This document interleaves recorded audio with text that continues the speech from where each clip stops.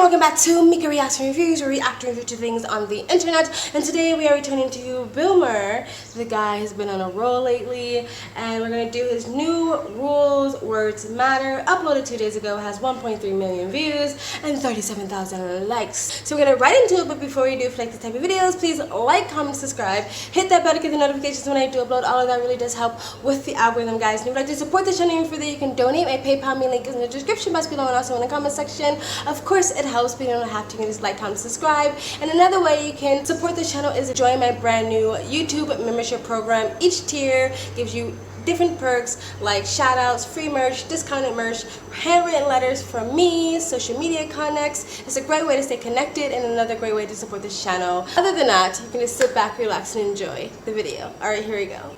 And finally, new rule, instead of putting a Bible in hotel rooms, we should start putting a dictionary in there.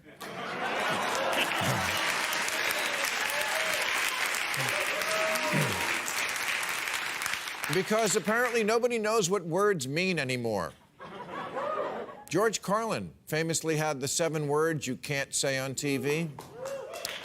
Well, here's my 8 words people need to stop redefining.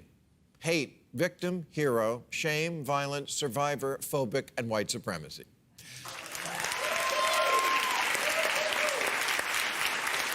Comedian Hannah Gadsby characterized Dave Chappelle's controversial Netflix special as hate speech dog whistling.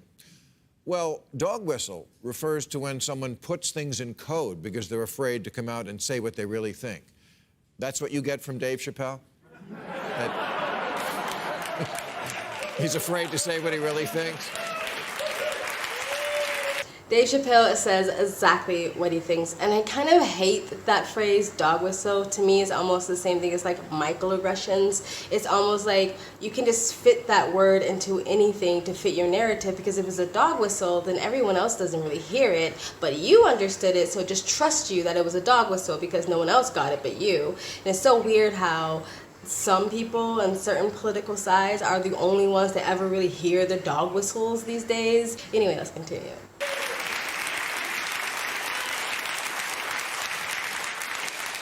And it's not hate speech just because you disagree with it, nor is it phobic. Phobic comes from the Greek word for something one fears irrationally, like spiders or germs, but now is used as a suffix for anything you just don't like. I've been called commitment phobic. No, I don't fear commitment, I just don't want it. It's like that saying where like someone who is part of the fat acceptance movement say like, oh, people don't want to be big or bigger bodies because they're fat phobic. It's like, no, I just don't want to have a big body. People can just not be interested in your lifestyle. If someone's like, look, I don't care what you do in the bedroom, it's just not my thing, I don't really like it, I don't ever really want to participate in it, doesn't mean they hate you or they don't respect you as a human being. It's just like, I don't fuck with that, it's not my thing. I feel like a lot of times with certain communities, it's no longer like leave me alone, don't tread on me and let me live my life. It's almost like you have to embrace my lifestyle just as much as I embrace my lifestyle. You have to understand every nuance and crux and crevice of my lifestyle just as much as I understand it. And if you don't, then you're hateful. Yeah, like hate speech is become synonymous with I don't like what you said, so hate speech. Hate speech is not the same thing as I don't like what you said, or I don't agree with what you said, or what you said hurts my feelings. That's not hate speech. All right, let's continue.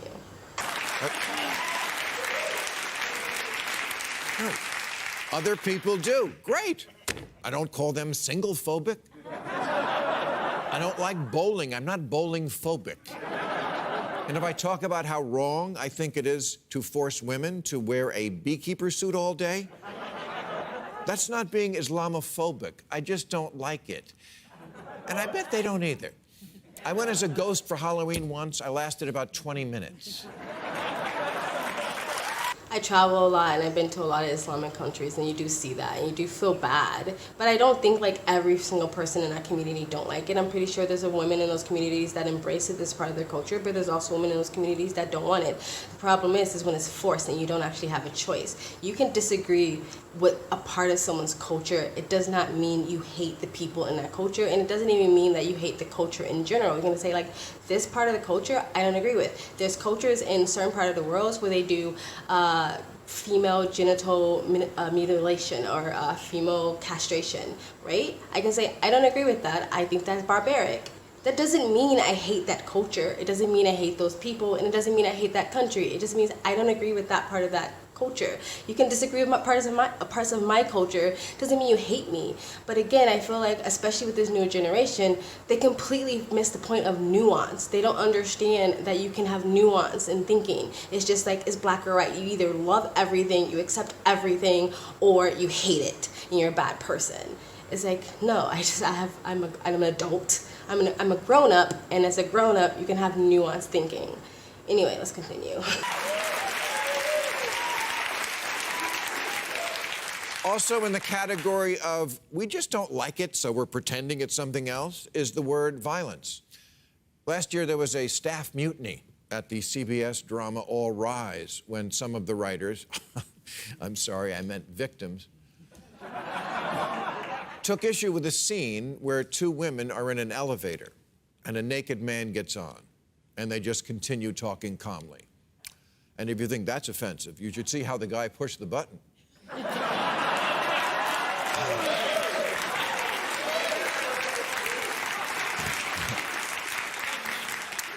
But the writers on this show found the scene objectionable and sent off an email saying, two women would not calmly continue a conversation with a naked white guy running into the elevator. That is violence.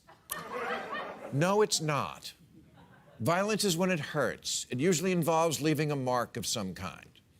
Of course, innumerable things can lead to violence, but I'm sorry, you can't take that word and use it for stuff that's just scary to you or just verbal, which is something I literally learned in kindergarten. Sticks and stones may break my bones, but if you don't know how that one ends, you need to repeat kindergarten. Well, it's really funny how a lot of people have forgotten some of the most basic elementary ideas that you're taught as a child, like treat others how you want to be treated. Hey, do you want to be surrounded by a mob of people while you're just eating dinner, telling that you're violent just because you're silent on whatever issues that they have? You probably don't want that to happen to you. So hey, don't do it to other people. Kind of basic, like just human lessons you learn as kids. And he's right, like this idea that words are violent is stupid, and it's very disrespectful to people who have actually been victims of actual violence. Saying something you don't like hurts my feelings, therefore is violence. Or you not wanting to understand my community somehow is perpetuating violence. That is stupid. Let's get back into it. Social justice warriors who are fond of governing by hashtag like to say silence is violence. And we know that because it rhymes? The words victim and survivor have traveled a long way from their original usage. The baby from the Nirvana album says he's a victim. He's suing Nirvana for lifelong damages. I never thought I'd have to say this to a baby, but stop being such a fucking baby. Lifelong damages? People love Nirvana. Like, I would love to know what damages that he's talking about. Yeah, do I think it's okay to parents to splatter their kids' images all over social media, really embarrassing stuff that they're gonna have to grow up and live with for the rest of their life? Not really, but to say that you've have lifelong damages is very Gen Z of you, and I'm pretty sure this guy is not Gen Z because if it's a Nirvana cover. But yeah, it's really idiotic. And again, the word victim, and to use that so flippantly is disrespectful to actual victims. And being a victim of child abuse and sexual abuse myself, I have to tell you that in my opinion, people who have been really victimized, like actual victimized, brutally victimized, don't go around waving their victim flag around. That does not happen. Most people who have actually experienced trauma, have had something, their bodies violated in some way, they don't want to carry that around as their identity. They don't want that to be the focal point of their lives. Most victims want to get away from that label because they don't want something that was out of their control to become who they are as a human being. So anybody's running around going, I'm a victim, almost as a sense of pride or some badge of honor, to me is usually not a victim, because again, in my experience, most people who've really experienced some sort of victimization the last thing they want is that to become their identity, and it's actually it feels almost like you're being re-victimized when people see you as that, when people give you that, oh, poor you look. You know what I mean? So like, it's kind of fucked up for people who've really been victimized, for people to just to take that label and just throw it around so flippantly because someone was just kind of an asshole to you that day. Anyway, let's continue.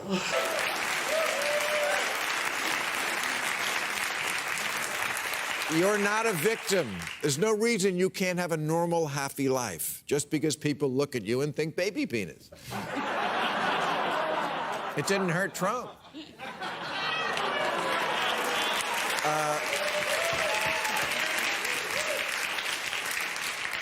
He had to get that Trump dig in.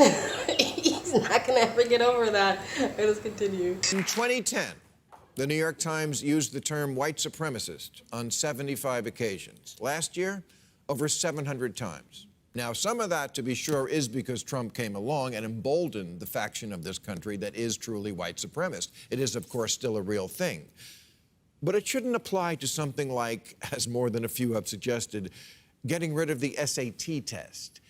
Now, if we find the SAT test is slanted in such a way as to stack the deck in favor of Caucasians, if there are questions like, Biff and Chip are sailing a yacht, traveling at 12 knots to an Ed Sheeran concert on Catalina.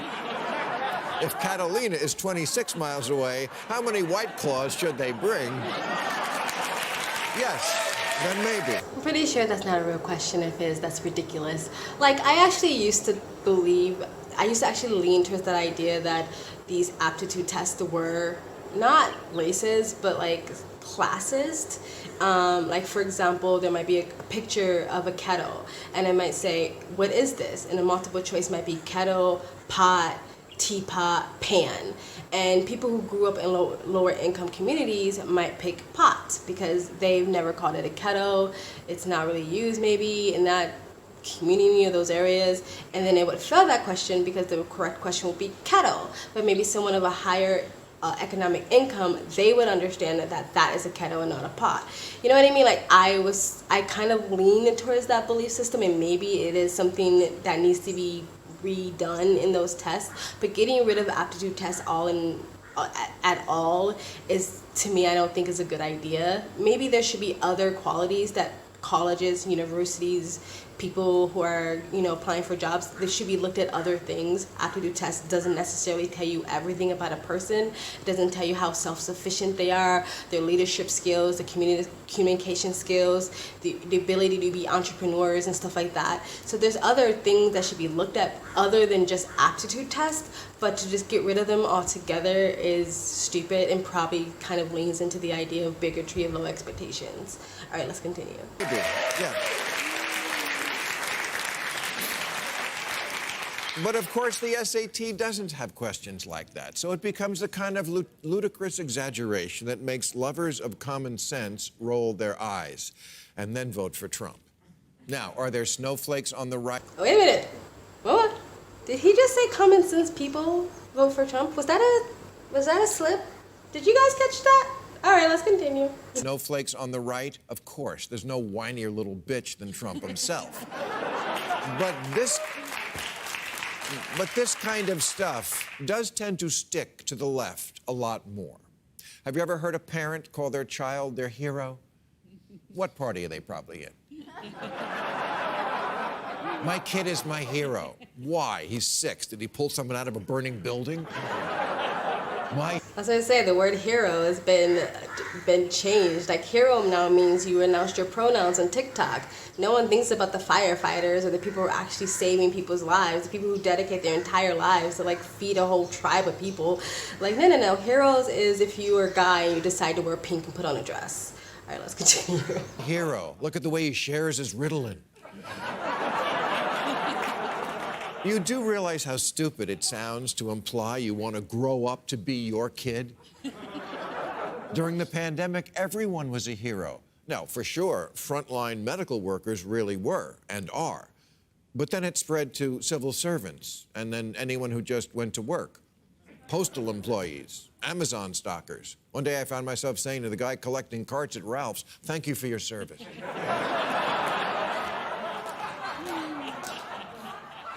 And then there's shaming. That definition has been rewritten to mean anything that suggests I'm not 100% perfect. I'm not fat shaming when I call bullshit on the idea that a person can be healthy at any size. We're so through the looking glass on this that Weight Watchers changed their name to WW. The weight loss people can't mention weight loss. Adele was shamed for losing weight. Like she was a traitor to, what, unhealthiness? I feel like this is just a way for people not to accept accountability for their own actions.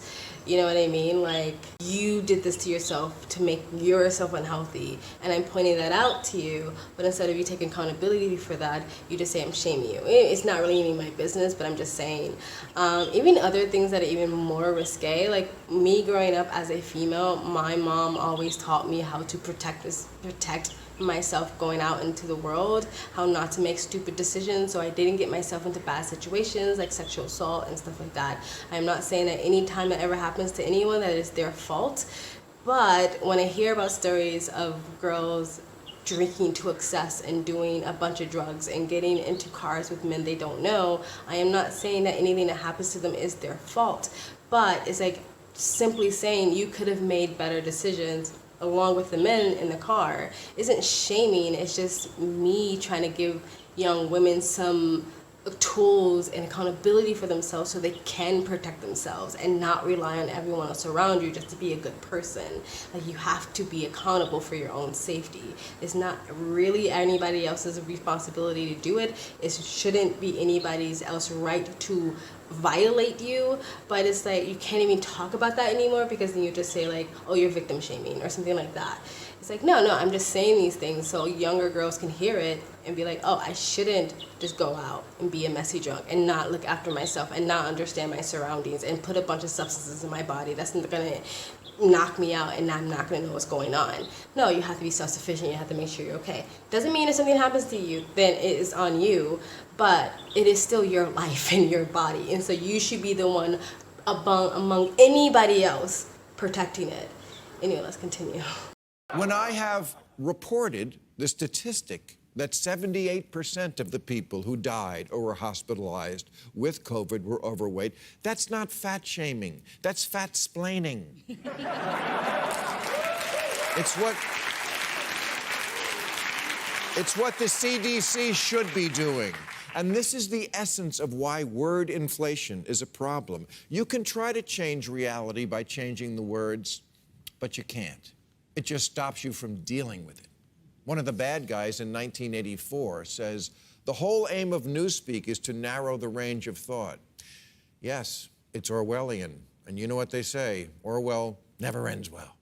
To narrow the chain of thought and also to stop the conversation, to keep people from even talking about it and discussing ideas because everybody's scared to either be phobic or shaming or something like that.